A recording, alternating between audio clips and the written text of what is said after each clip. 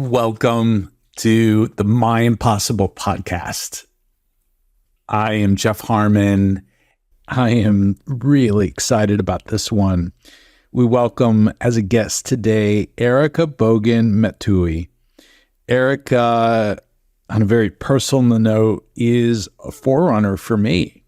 So Erika climbed in her wheelchair Mount Kilimanjaro in September of 2022. And she is very much a mentor and a guide and encourager to me in my journey, not only around climbing Mount Kilimanjaro, but about founding and leading My Impossible.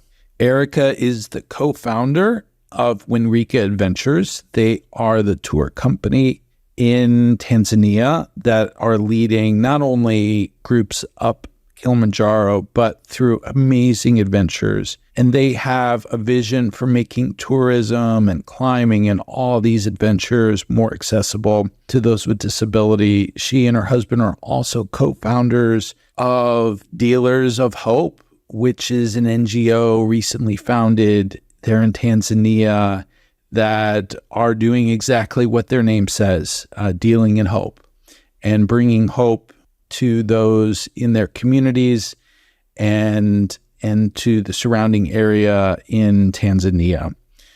This episode is moving. It's a little longer than our typical episodes will be, but I think it's going to be worth your while to spend the time together and hopefully inspire you to take that next step on whatever your impossible is.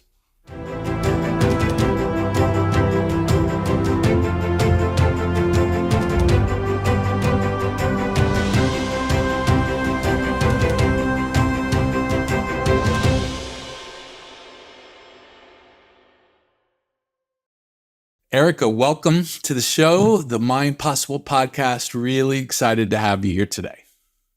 Thank you so much for the opportunity. I'm excited to be here. So what is your impossible? So my impossible, it started as being about me, but then turned into being about something way bigger than myself. But it started with my mental health. And after becoming a paraplegic due to domestic violence and all of the things that came with acquiring a disability in life, I found my mental health in a very, very bad place. And this is years ago now. But I'd say probably about 2018 was when I had what I call my spiritual awakening, which really was a mental breakdown, where I just kind of hit my threshold and was like, I can't do this anymore. And I went through a lot of many years leading up to that of suicidal ideation. And I started in, like I said, 2018, 2019, working on myself, getting into therapy, getting a life coach, figuring out how to use all of the things that had happened to me in a way that it could become somebody else's survival guide. Because when we really get honest with each other, most of us, although we are all individuals, we all have different challenges, there's always somebody else who's facing the same thing that we've already made it through. And so I knew I had come so far and I had a lot of knowledge and experience. And I knew that knowledge and experience could possibly keep somebody else from either, having suicidal ideation or even further, maybe it would help them not commit suicide. So the way that it became more so about other people is as I started into therapy and started my own healing journey and learning. There was a lot of learning on why I was responding behaviorally the way I was, and the fact that there were many, many things that I could do myself, even if it was just learning how to create new thoughts, healthier thoughts. As I started getting better and things started falling into place in my own life, it was right around the time that the pandemic hit in 2020. And a lot of the people in my life that I'm close to are other people with disabilities, and all different disabilities. But the one thing we have in common is that we've lost something, that most people would never think they would lose, and that's the ability to walk, right? So like we become these people who are living in a world that's literally not built for us. And then you add all of the stresses that come with that. And then you add a pandemic where the world is shutting down and they're telling you can't leave home. And so you're already starting to isolate yourself. But then when something like the COVID-19 pandemic hits, I feel like, I know for myself and a lot of other people, we felt even more isolated and separated from the rest of the world. And so it just magnified what our disabilities were already doing in our lives, which then affected our mental health. And pretty early on in the pandemic, I started losing friends with disabilities almost back to back to suicide. And I started realizing like, oh my gosh, this could have been me, but it's not me. And I'm thankful it's not me, but what can I do? What can I do? I know I can't save everybody's life, but there's something I can do. And so I started slowly but surely talking to other people who I knew were struggling. I think the first challenge for me was getting people to admit that they were struggling and reach out, right? Like that's the hardest part when it comes to mental health, is saying, hey, I'm struggling, I need somebody. But I started to try to develop a network, and actually was doing it through the things that we were already doing with More Heart Than Stars. As I am one of the directors. I happen to be the director of adaptive athletes for More Heart Than Stars. So I kind of was already positioned in a really good place and role where people came to me anyway with their problems. But this, like I said, was magnified. This became more about how can I help them to improve their own mental health, all while they're being isolated. And some of them losing their incomes. You lived through the pandemic. So it was around that time, actually right before the pandemic hit, Joey McGlamory, who's like my right hip and everything I do in life and all of my missions, he had made a random Facebook page or a Facebook post, and it was about climbing Mount Kilimanjaro. And he's like, who's coming with me? Well, I happened to be the first one to comment on it. And I'm like, I'm in. And when he saw it, he didn't even comment back. He called me and he's like, are you serious right now? And I was like, about what? He's like, climbing Mount Kilimanjaro. And I was like, yeah, why not? I've really been thinking like, I need to find a way to get people's attention. And I want to get their attention, not necessarily to share my story, but to get them to realize that people in my community, in the disabled community, they're dying and it's not okay. And we need more specific mental health services that are specific to people with disabilities. And the only thing I can think of to do that is I already have this huge platform of thousands and thousands of people that follow me. Like just on TikTok alone, I have 22,000 followers. And I'm like, I can use this maybe to save somebody's life. And even if it's one life, right? Like I can't save everybody, but if I can save one, then the things I went through, it gives me that purpose of like, all right, God, I understand now why you allowed me to go through what I went through and why I'm still here, why you saved me. There was a bigger purpose behind all of it. And Joey is like, oh my God, okay, I'm in tears, but let's make this happen. We can do this. And we didn't know how we were going to do it because financially, I was really, really not in a good place. And I hadn't been for a very long time because of my disability and because of the broken system that surrounds disability, especially when it comes to the financial well-being of people with disabilities. And he's like, I don't know how we're going to do it, but we're going to do it. We're going to raise the money and we're going to get you to Kilimanjaro. And if I personally have to carry you to the top, you're going to make it to the top. And let's do it. It was probably one of the craziest things that far at that point in my life that I'd ever signed up to do, actually to the point that when I hung up the phone with him, and I know Joey like the back of my hand, I hung up the phone with him and I'm like, oh God, what did I just sign up for? What did I just sign up for? This is impossible. This is impossible. How are they going to get me to the top of the how? I'm going to get to the top of Mount Kilimanjaro, the tallest freestanding mountain in the world.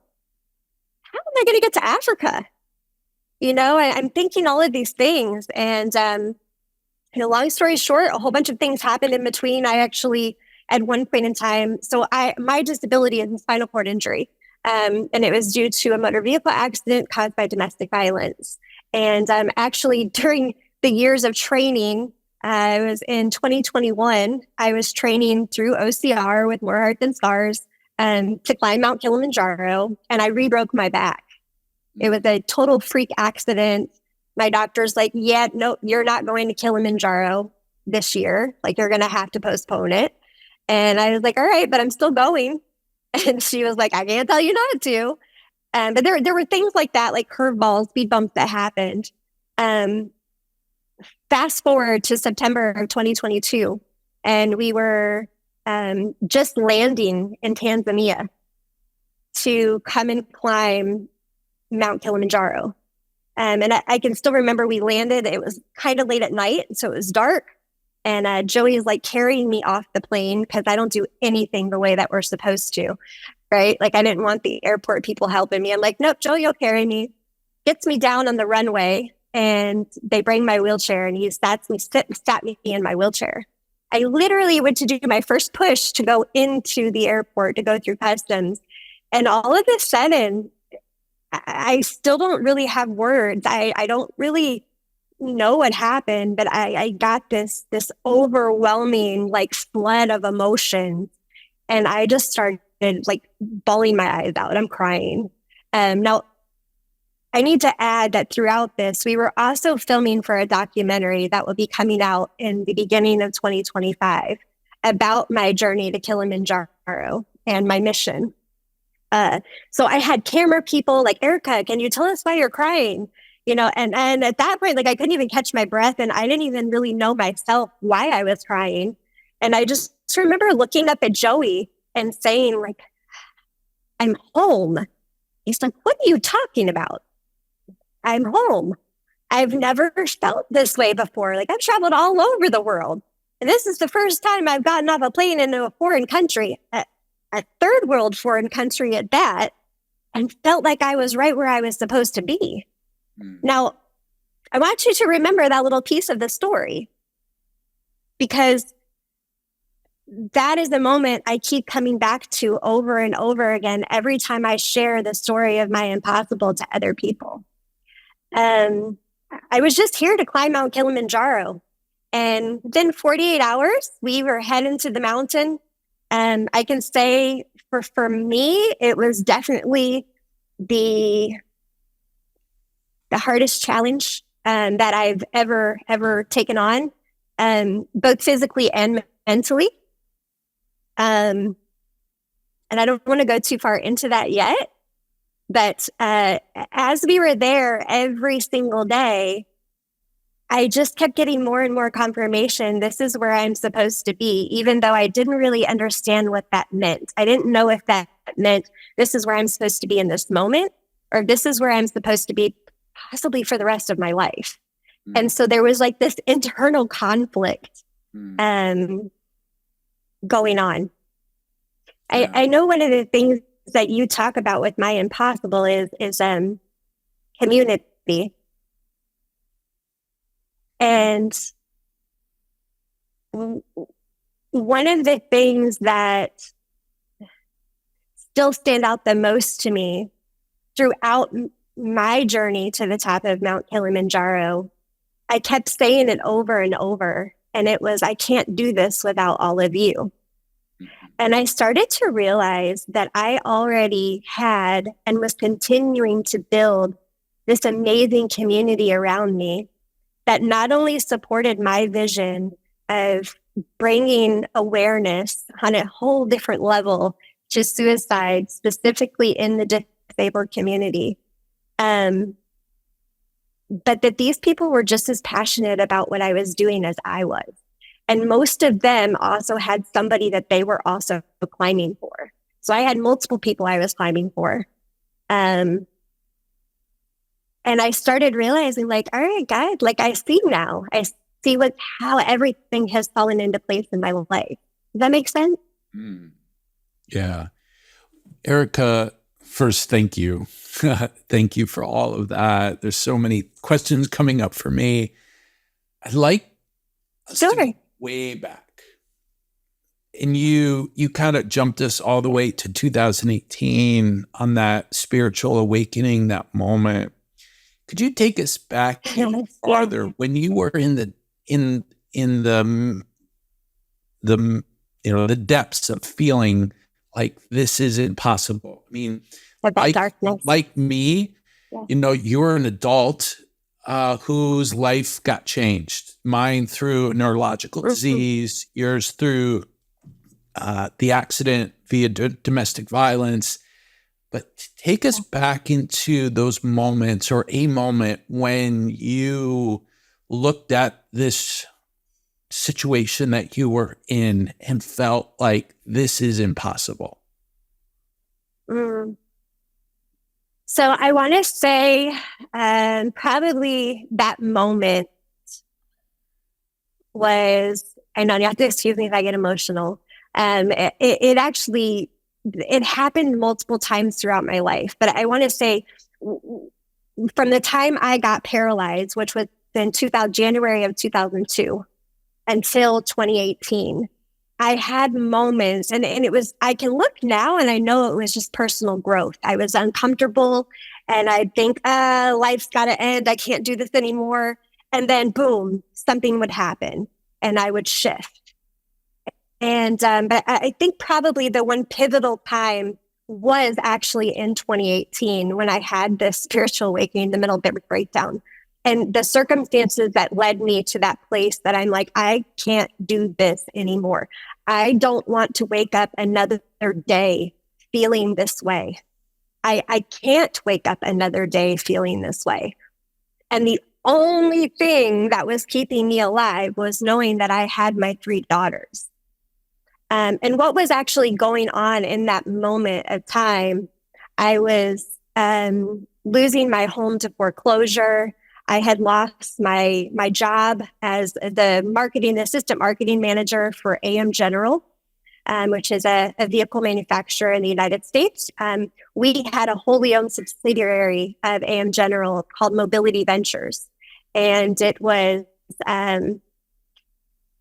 one of the most brilliant things that were ever made for the disabled community as far as accessible transportation. It was a vehicle that literally, they took a ramp and built a car around it, meaning it wasn't an aftermarket thought. It wasn't a conversion. It was the safest vehicle that had ever been made for people with disabilities. For the first time in the 20-something years at that point that I had been disabled, they actually thought of our community first rather than as an afterthought. And the years that we had that company up and running, and the people I met and the families, the stories I learned, and the families that we helped, the individuals that we helped to be able to have the freedom of mobility in a safe vehicle, right? Like a vehicle that's not cut in half and a ramp added to it. Like that's just a whole nother conversation we can have. But those are not structurally safe, but it is all we've ever had for our community. So to be able to be a part of something like that, a startup company, for the 6 years that I was, and then to lose that, what happened was the business actually ended up going out of business. Not because business wasn't good, but because they had started the business funded on a grant from the Department of Energy, because most of the vehicles could also be ran on natural gas, on CNG, clean natural gas energy. And so, but the company itself actually defaulted. So they weren't able to pay that loan back to the Department of Energy, and all productions were halted and stopped. And so it wasn't something that any of us were expecting. So I lost a huge part of my income. That job gave me, for the first time in 20-something years, it gave me the ability to not have to only have an income from Social Security. and to be able to actually be a normal taxpayer. Actually, I quit getting my Social Security and SSI because I was making plenty enough money. I didn't need those benefits anymore. It was amazingly liberating because for all of the years up until I got that job, I lived off of government assistance. I had food stamps to feed my children. All my kids had Medicaid.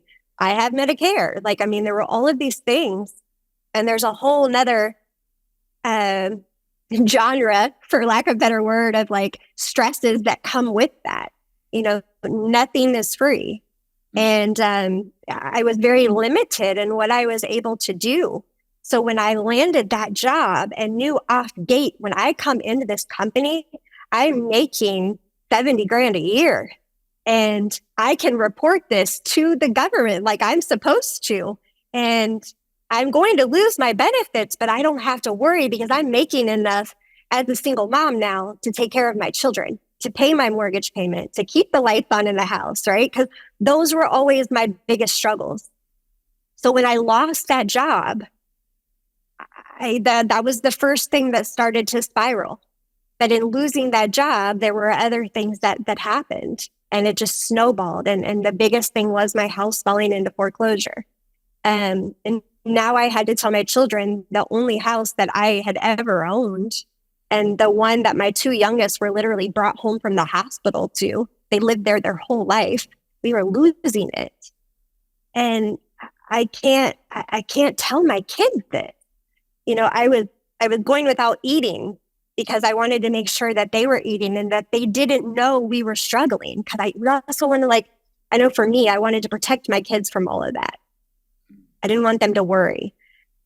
But at those moments of my spiritual awakening, my mental breakdown, I knew there was not a way out.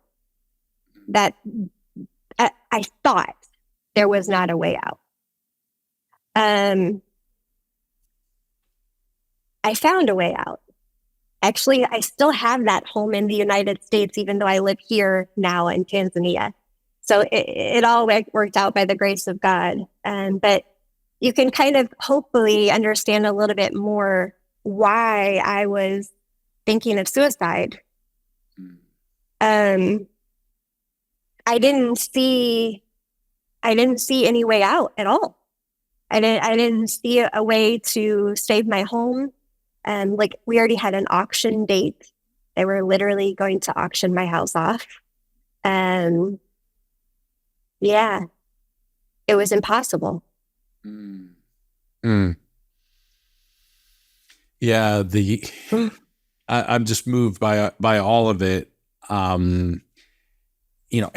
As I'm learning, having these conversations for the podcast and talking with people, there's something about the human spirit that is extraordinary. And sometimes it happens without the influence of others. Sometimes it happens through the influence and the support of others, but there is something about the human spirit that is extraordinary.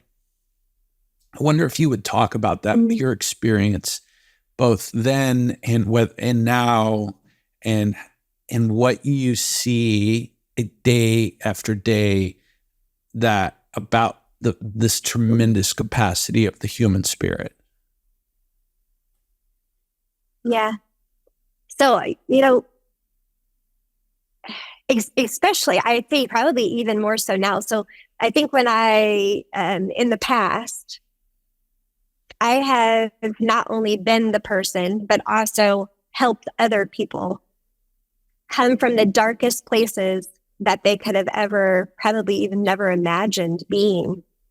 And I've been able to see them, if nothing else, I've been able to see them, as well as myself, take one little baby step at a time. Sometimes not every day. Sometimes it's every couple of days. But one little thing, they're finding the energy and the will to do just one more thing. Well, let me just try this. I know for me personally, that was exactly what I was going through. I kept looking back at my children, and as much as it felt so real and so relieving to take my own life, because then I wouldn't have to feel the pain I was feeling, right? I would think of my kids, and I'm like, I can't do this to them, because in doing this, in taking my life, I'm transferring all of this pain to them. I have to find one more string to grab.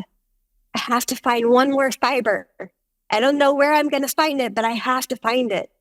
And like I said, sometimes it wasn't even every day. There were multiple days where I didn't even get out of bed because I couldn't. But I kept waking up. And that was what was important, is that I kept waking up.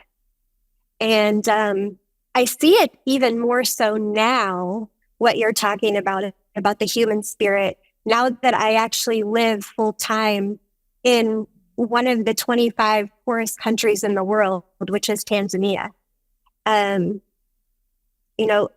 see people on a daily basis when I leave our home, our property, and we just go into the local market to get some vegetables and meat for the day. I see people that are living in conditions that most of us in the United States would have gave up on a long time ago. And they're living with next to nothing, but yet they still get up every single day, and they're still smiling, and they're still hauling their wooden carts into the city, into the market, to sell what they can, to get what they can for that day, to feed their family. And that has shifted my entire outlook on life, and even my understanding of what matters most to me in life. Living here, seeing children who live in our village that their parents can't afford to send them to school. And so sometimes the only learning they may get is coming and visiting me, and me teaching them like 4 words in English, and just how thirsty they are for that, and how grateful they are for me to just teach them how to say, like I said, like 4 words, how are you, in English, I think that's the human spirit that you're talking about. Being able to find light in darkness, being able to find a way to keep going even when we think we can't. This feels like just the exact moment to talk about your NGO, Dealers in Hope, because it feels like that is, you call it Dealers in Hope, but you're dealers in the capacity of the human spirit and igniting that.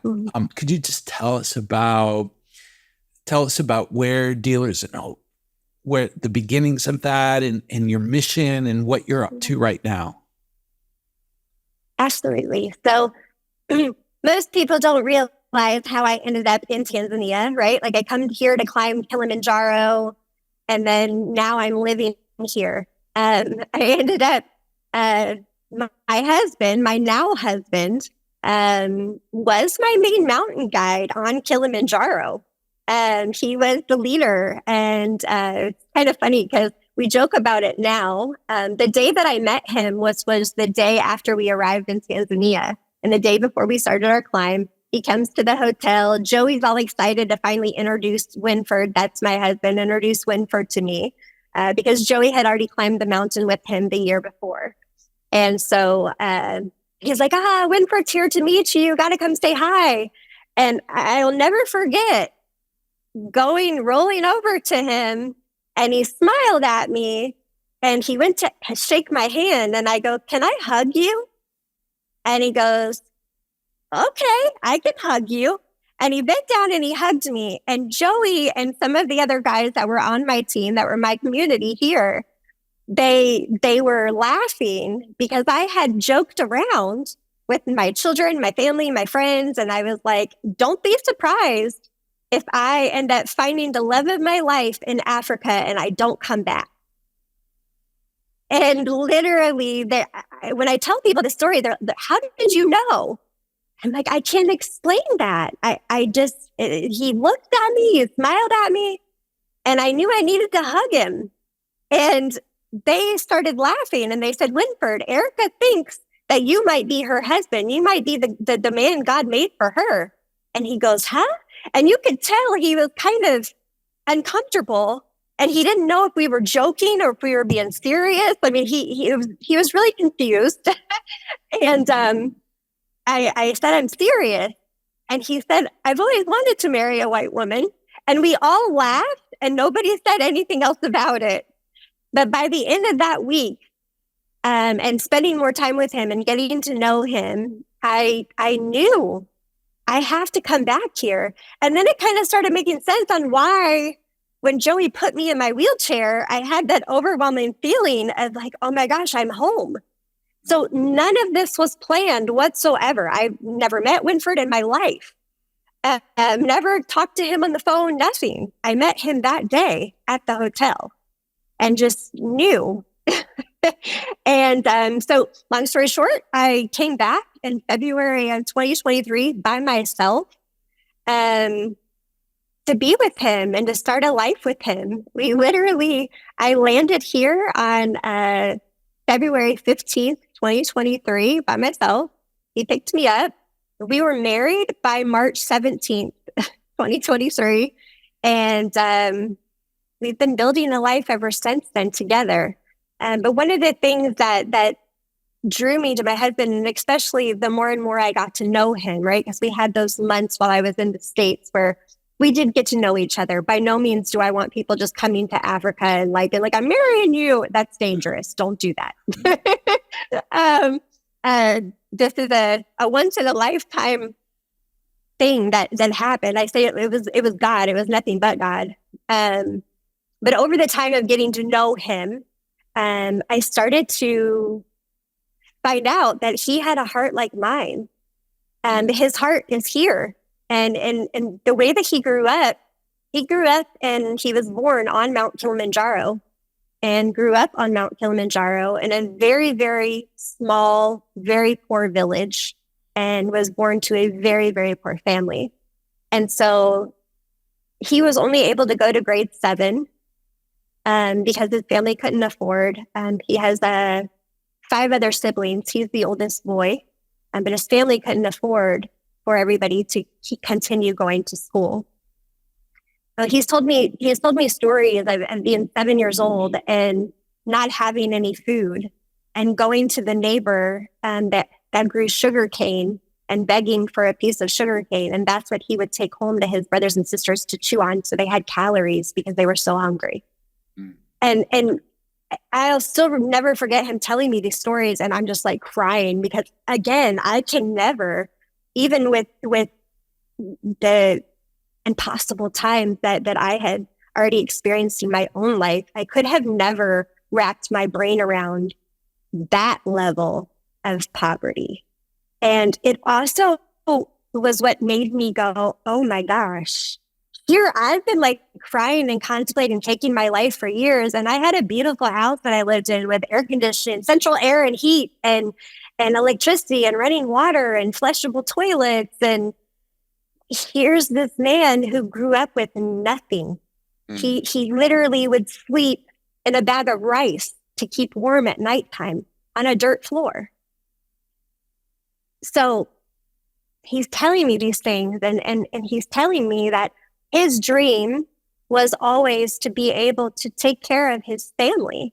And when I say his family, not just his kids, because he had 3 children, I had 3 children, and then we just adopted one together. But his hope or his dream was to bring hope to the people in his village.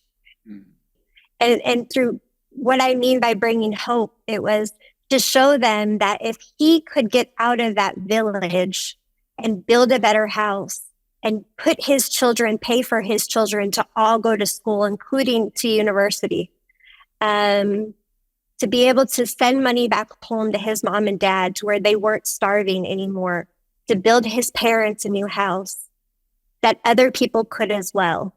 And that he was wanting to share the knowledge of how he did it with people younger than him so that they didn't have to go through the hardships that he went through. And I realized as he's telling me these things, like, we're not the same person. You want to use your experiences as a survival guide to help other people, just like me. And it was like a beautiful like union of dreams.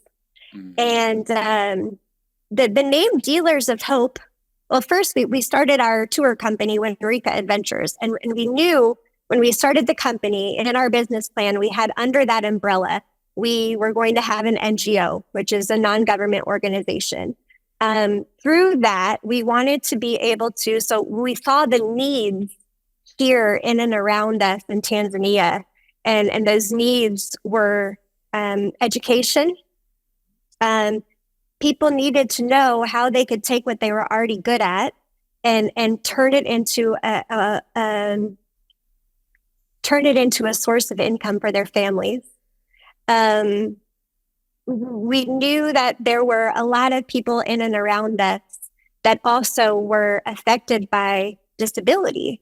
And when I say disability, I'm not talking about just physical disabilities, right? Like invisible disabilities as well. Here, there's a lot of, you take, the crisis, the mental health crisis in the United States, and you magnify that times 20, and you're in Tanzania. The suicide rate here is profound. And a lot of them, they commit suicide when they can no longer bring income to their families, because for them, life is over. If they can no longer do things for their families, they take their lives. Alcoholism is another huge one. And the root of most addiction, in case people don't know, typically is trauma, right?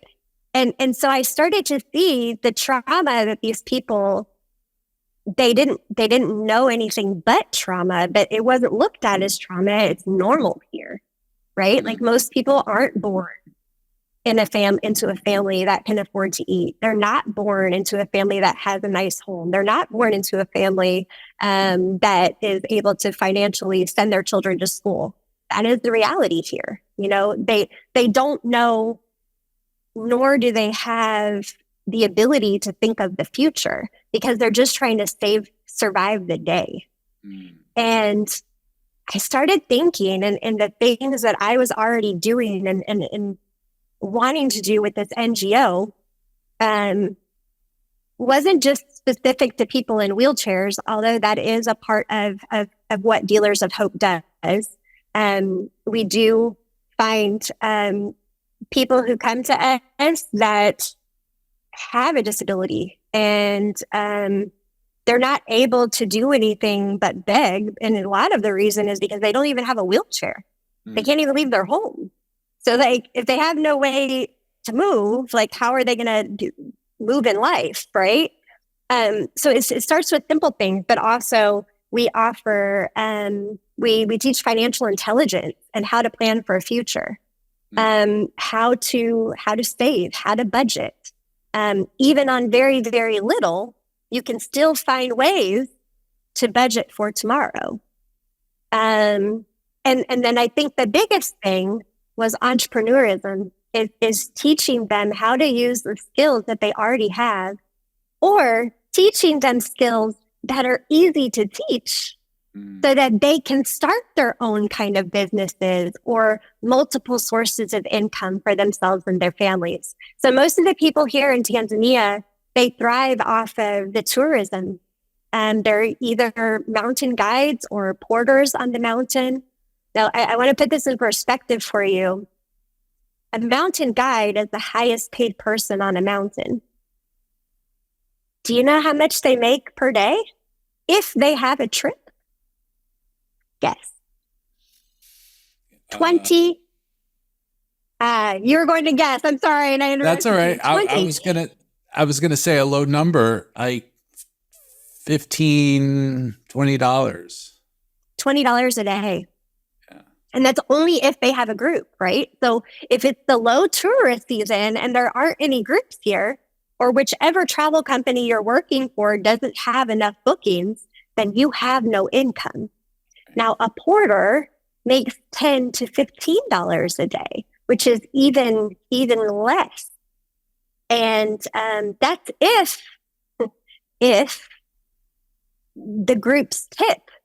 So you don't know how many times I've heard of groups from other countries. My husband has told me, like, he had a group from Switzerland some years back, and they worked so hard. They were on the mountain for 8 days, and it was a really big group of people, like almost 30 people. And nobody tipped them money. They gave them chocolate. And he said, he's sitting here and he's telling me this, and he starts laughing and he goes, "Baby, I was thinking in my head, how am I going to feed my family with chocolate? What am I going to do with this chocolate? I can't give this to my children for breakfast, lunch, and dinner. This is chocolate. It's sugar." But people don't understand because they've never lived here. They don't really realize that, like, this is real life. So the more and more that we started putting our knowledge, our skills together, Dealers of Hope was born. And the way that we named it Dealers of Hope actually is because we just really wanted to use the hashtag Hope Dealers. Because I'm like, I don't know. I wouldn't want to deal anything else in life but hope. And I started to see the little things that we were doing. Like, for example, one of the families that we've helped, the husband, he came to me and he said, "You know how to build websites. Can you teach me?" I was like, "Yeah, I mean, I'm not like a website like person, but I just use templates, like template-based programs like Squarespace, Wix." And like, I didn't go to school to learn that. So I don't know why I couldn't teach you how to do it. Do you know this guy now? This is like just month in. I taught him this maybe 3 months ago. He already has 3 different local businesses paying him good money to build their website. He has a skill. And it took me literally a week, maybe an hour a day for 7 days for me to teach him how to use Squarespace or Wix to build a website. You know, and so we just continue to snowball after that, you know, where we're still really, really new. We're just really gaining, actually, as we speak, our office in the village is being built. And we're able to start opening up for people to submit applications to be our Faces of Hope, which is what we call our recipients. Right now, we only have 3. One of them whom is actually living with us. And we just got legal guardianship of her. She's a young girl that's 14 that was born into a very, very poor tribe called the Maasai tribe. And she was born with what we now know was osteogenesis imperfecta type 1, brittle bone disease. When we got her, she had been in the cast since November of last year. And if you know anything medically, you should never be in a cast longer than 6 weeks. So you can only imagine what the doctor's words when we took that cast off of her leg is, "This is a disaster." But then as we started really examining the situation and doing tests, and we started figuring out, okay, the good thing is we don't have to amputate her leg. But that's how dire it was when we got her. And now here it's a month into her living with us, and she has her own wheelchair, and she's zooming around the house all by herself, inside and outside, because our home here also happens to be wheelchair accessible, which is a huge blessing. And also one of the biggest reasons why she came here to live with us is just because it was safer for her. So we say, she calls my husband and I auntie and uncle. That her family, the family that raised her is still very, very much involved, but they're very poor and they don't have the means to be able to take care of her or for their house to be set up for her. And so just doing these little things, we just changed this young girl's life. We gave her hope. And we really didn't do that much. The wheelchair we gave her happened to be an extra chair that I had here. I don't need 2 wheelchairs. So I gave her the extra one I had because it fit her perfect. You know, and this is what Dealers of Hope is all about. We all can do something to help someone, we can't save everybody, right? We can't help everybody, but we can all help someone, right? And so that's how we're dealers of hope. That's how we become hope dealers. And, we tell people who, as we share these stories of Faces of Hope, we share, like, the good thing is we're in Tanzania. $40 is enough money to feed a family of 3 for 1 month. It's very, very cheap here. And so it doesn't cost a lot for people to sponsor the families and the individuals that we are helping. Which is why we've been able. If people are listening now, Erika, and are moved to want to know more and support Dealers of Hope, where can we send them? So our website right now is a page on Winrica Adventures website. We're in the process in between having groups come and planning for your group and all of the things that we're doing, taking care of our girl. We are in the process of building an actual full website, but right now it's still, if you go to winricaadventures.com and click on charity, it will go directly to the Dealers of Hope page. As of now, we have a Venmo account that is set up because we're so new and we're still waiting. We're hoping in another 3 weeks, we should have our full registration. So one of the things I kind of left out is we had to do a name change. So the NGO originally was going to be called something else, and that kind of fell through, which is okay. And so that's how we got to Dealers of Hope. But in having to change the name, we had to do a new registration. And so we're waiting for that registration to be totally, fully in place, and we'll be able to have other ways for people to donate.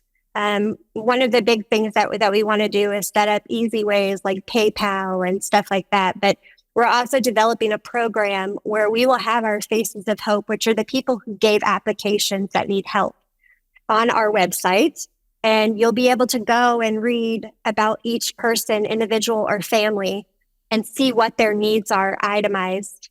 And you can say, hey, I want to help to pay for the school fees for this child for the year, which is $200. And this is what I want to do this year. You can say, hey, I want to give $200 a month. I want to give $40 a month to this family so they have food every month. Then you can do that. And you become one of their hope dealers. And you've also become one of the sponsors, kind of adopting that family or that individual, which is the idea that we're moving towards. I'm so excited to share this with the world through this and through My Impossible. We're brother and sister organizations, and I'm excited for what's to come. You and Winfred and those around you, because I know it's not just the two of you. You guys are making the impossible possible, and that's just so good. Erika, this is amazing. It's a gift to. I've heard your story in different forms, and you telling it to me personally, but really moved this morning by this. And as I said, I'm excited to share you and your story and your My Impossible story with the world. So thank you so much. Thank you so much for giving me the opportunity to talk more in depth about it, because my story does have so many different facets to it, but this is the core of my dream, of My Impossible, and we're living it. Yes. And I can't wait to be even more part of the story in My Impossible. We are so blessed to be able to lead you. And saying that, I want to also add, Winrica Adventures, we didn't form our company to get rich or to be the #1 tour operator in Moshi, Tanzania. We literally made this company to provide more jobs to the people in and around us. We were very blessed that I have businesses in the U.S. And so financially speaking, we didn't need to have a tour company.